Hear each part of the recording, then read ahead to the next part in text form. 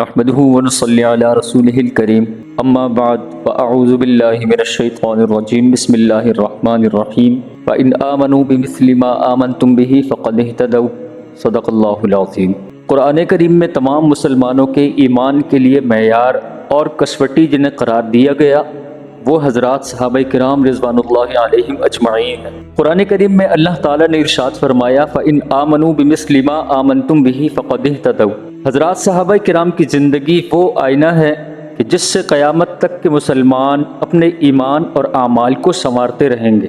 اس لیے ضروری ہے کہ مسلمان حضرات صحابہ کرام کی زندگی سے بخوبی واقفیت حاصل کریں، انہیں جانیں اور سمجھیں اور ان جیسی زندگی اپنا سکیں، اور یہ معلوم ہو سکے کہ انہوں نے اللہ تعالیٰ، دین اسلام اور آپ صلی اللہ علیہ وسلم کے لیے کس مثالی قربانی کا مظاہرہ کیا، جس کی وجہ سے انہیں قرآنی اور ایمانی تشخص حاصل ہوا اور جس کی وجہ سے ان کے ایمان کو پوری امت کے لیے معیار بنایا گیا۔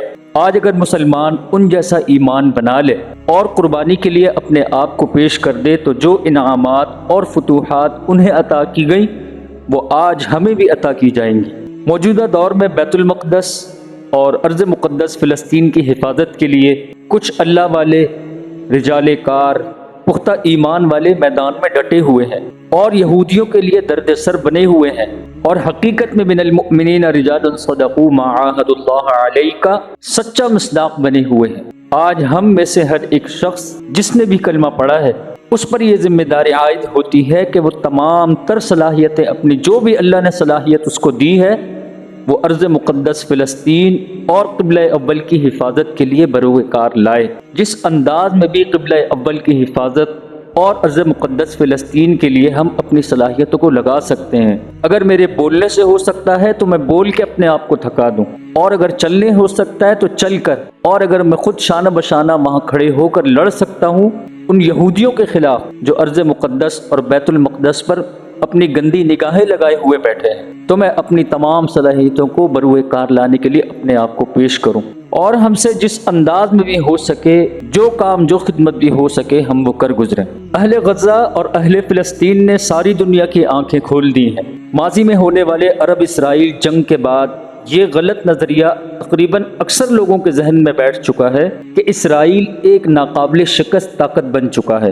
اور اہل صحافت نے اسرائیل کو منی سپر پاور کا لقب دے دیا ہے، اور پھر بہت سارے ہالی ووڈ وغیرہ اور دوسرے جو فلمیں بنانے والے لوگ ہیں انہوں نے فلمیں بنا کر پوری دنیا کے دل میں اسرائیل کا رعب بٹھا دیا ہے۔ سب سے بڑھ کر تو مسلمان بھی اس پروپیگنڈے سے شدید متاثر ہوئے، اور پھر جن میں نفاق کے جراثیم تھے انہوں نے اسرائیل کے وجود کو بھی تسلیم کر لیا اور اس کے ساتھ دوستی کے معاہدے بھی کرنے لگے، لیکن جو پکے مسلمان تھے انہوں نے اپنی نظریں آسمان کی طرف کر لیں کہ کب حضرت امام مہدی رضی اللہ تعالیٰ عنہ کا ظہور ہوتا ہے اور کب سیدنا عیسیٰ علیہ السلام دنیا میں دوبارہ تشریف لاتے ہیں، کیونکہ ذہن یہ بن چکا تھا کہ اب دنیا میں اسرائیل سے لڑنے والا کوئی نہیں بچا، اور کسی کے پاس ایسی طاقت نہیں کہ وہ اسرائیل کی طرف نظر بھی اٹھا سکے، مگر امت محمد صلی اللہ علیہ وسلم بے مثال ہے، لاجواب اور باکمال ہے۔ چند دیوانوں نے اللہ تعالیٰ پر یقین کیا، توکل کیا اور زیر زمین محنت شروع کر دی۔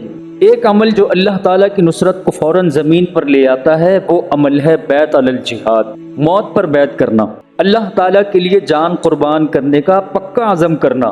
کفار نے آج تک کوئی ایسا لشکر یا ہتھیار تیار نہیں کیا جو مسلمانوں کے اس عمل کا مقابلہ کر سکے۔ موت پر بیعت، جہاد پر بیعت، یہ عمل کفار کے جسم سے طاقت اور ان کے حواس سے سوچنے سمجھنے کی صلاحیت کو نوچ ڈالتا ہے۔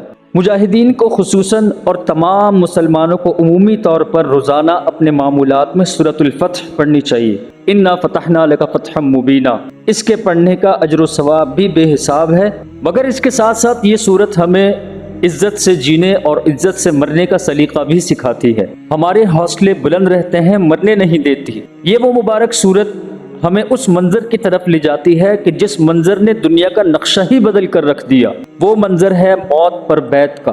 ان الذین یبایعونک انما یبایعون اللہ، اے نبی صلی اللہ علیہ وسلم یہ جو آپ سے بیعت کر رہے ہیں یہ حقیقت میں اللہ تعالیٰ سے بیعت کر رہے ہیں۔ اللہ اکبر کبیرہ۔ اللہ تعالیٰ کے قرب کا اندازہ لگائیں کہ حضرات صحابہ کرام نے اپنے ہاتھ آقا مدنی صلی اللہ علیہ وسلم کے مبارک ہاتھ پر رکھے، فرمایا گیا اپنے ہاتھوں پر دیکھو، تو نظر کیا آیا؟ ید اللہ فوق ایدیہم، اللہ تعالیٰ نے تمہارے ہاتھوں پر اپنا ہاتھ رکھ دیا ہے۔ آسمانوں سے اعلان ہو گیا کہ تمہاری بیعت میں اللہ تعالیٰ نے بھی بیعت شامل کر دی ہے اپنی۔ سبحان اللہ و بحمدہ سبحان اللہ العظیم، سوچ کر یہ بات دل رقص کرنے لگ جاتا ہے۔ ید اللہ فوق ایدیہم، کہ اللہ تعالیٰ کا ہاتھ ان بیعت کرنے والوں کے ہاتھ پر شامل ہو گیا۔ اس کی کیفیت کوئی بھی سمجھ نہیں سکتا۔ ید اللہ فوق ایدیہم، اللہ تعالیٰ کا ہاتھ ان بیعت کرنے والوں کے ہاتھوں پر ہے۔ اس کی کیفیت کوئی نہیں سمجھ سکتا کیونکہ اللہ تعالیٰ بے مثال ہیں، لیکن اس کی حقیقت کو ماننا فرض ہے۔ جب اللہ تعالیٰ کا ہاتھ ان کے ہاتھوں پر آیا تو مکہ کے مشرکین اپنا حوصلہ ہی کھو بیٹھے، ان کے جسموں سے جان اور ان کی تلواروں سے کاٹ ہی غائب ہو گئی۔ وہ ایک آسان سی جنگ لڑنے کی بھی ہمت نہ کر سکے، ایسی جنگ جو خود ان کے گھر میں تھی اور مد مقابل 1400-1500 افراد تھے۔ ان کے پاس اسلحہ بھی بہت کم تھا۔ مشرکین مکہ زمانے کے جانے مانے جنگجو تھے اور ایسی آسان جنگ تو ان کے لیے بائیں ہاتھ کا کھیل تھا۔ مگر سامنا کس سے تھا؟ ان لوگوں سے تھا جنہوں نے بیعت علی الجہاد کی ہوئی تھی۔ مسلمانوں نے موت پر بیعت کی تو موت ان کے ساتھ کھڑی ہو گئی اور اس نے اپنی آتش برساتی آنکھوں سے مشرکین کی طرف گھور کر دیکھا اور مشرکین ٹھنڈی راکھ کی طرح بجھ کر رہ گئے۔ ابھی فلسطین میں حماس کی عسکری قیادت نے خوش نصیب نوجوانوں سے بیعت علی الجہاد لے لی ہے۔ موت پر بیعت کر کے یہ نوجوان دنیا کی ہر فکر سے آزاد ہو گئے ہیں۔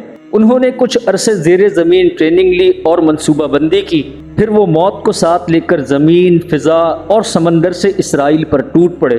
آپ یقین کریں اگر وہ اپنے اس حملے سے پہلے کسی عسکری ماہر سے مشورہ کرتے، کسی خیر خواہ سے صلاح پوچھتے، اپنی اور اسرائیل کی طاقت کا موازنہ نہ کرتے یا کسی تجربے کار جنگجو جرنیل سے میٹنگ کرتے تو انہیں ایک ہی جواب ملتا کہ بابا دیوار سے سر نہ ٹکراؤ، اپنی موت کو آواز نہ دو۔ مگر انہوں نے آپس میں ہی مشورہ کیا۔ موت پر بیعت کرنے والے ہمیشہ یہی مشورہ دیتے ہیں کہ آگے بڑھو، ہمت کرو اور شہادت کو محبوب سمجھو اور اسے پانے کے لیے سب کچھ کر گزرو۔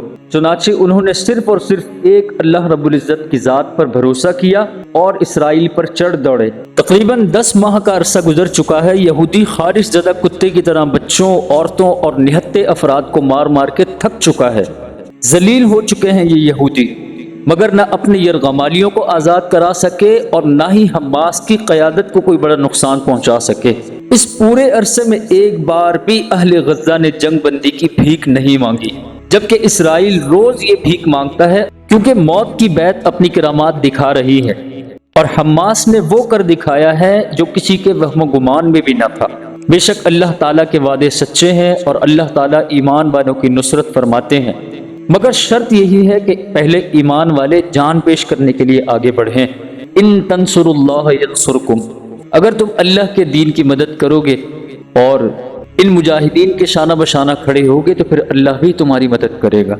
اللہ پاک ہمیں اس کے متعلق سوچنے کی، سمجھنے کی اور ان کے لیے جو کچھ ہم کر سکتے ہیں کر گزرنے کے اللہ پاک ہمیں توفیق عطا فرمائے اور اس ہماری حقیر سی جان کو بیت المقدس کی حفاظت کے لیے قبول فرمائے۔ وآخر دعوانا ان الحمد للہ رب العالمین۔